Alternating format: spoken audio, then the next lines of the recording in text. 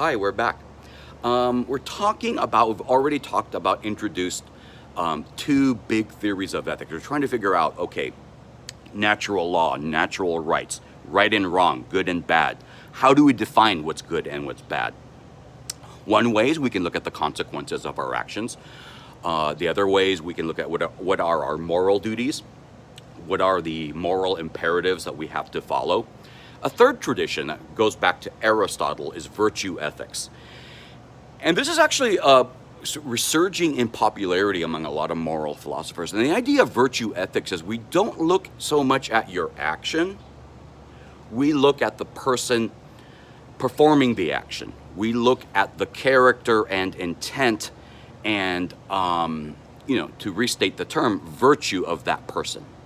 So the idea is that the goodness of an action should reflect the moral character of the person performing the action. So it really is important to know motivations, reasons, intent, that kind of thing. And if you think about it, virtue ethics is actually, for example, in the business world, when people say, I am a man of my word, or, my word is as good as a bond, people are trying to say, look, they're virtuous people. They do what they say they're going to do. They keep their promises. They tell the truth. And so the idea is that should be a reflection of your character. Now, I should say the virtue ethics tradition is, like I say, very powerful, goes back to Aristotle.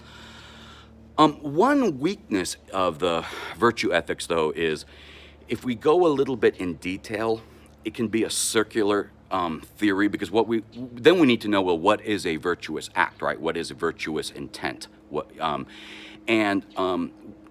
Here we get into some circular tautological problems in that a virtuous act is an act done by a virtuous person. Well, who is a virtuous person? It's a person who does a virtuous act. And so how to break that cycle, right? Maybe intuitively we can distinguish, but if intent is what matters, virtue, moral character, and that's inside every person's heart and mind, right? Two people performing the same or similar action might have different intents, and therefore we might have to judge those actions or those persons differently, right, based on their intent. And how do we then verify what that intent is? You can see that why moral philosophers go in circles and continue discussing and debating vigorously these questions. What I want to do is, rather than go any further deeper into virtue ethics or duty ethics or consequentialism, I want to, in the next video, talk about the moral status of animals, because it's fitting with the Tiger King theme of this course, and it'll allow us to test our own intuitions about these three major theories of ethics, these three major theories of right and wrong, good and bad. So we'll do that in the next video to give everybody a break. Talk to you soon. Bye.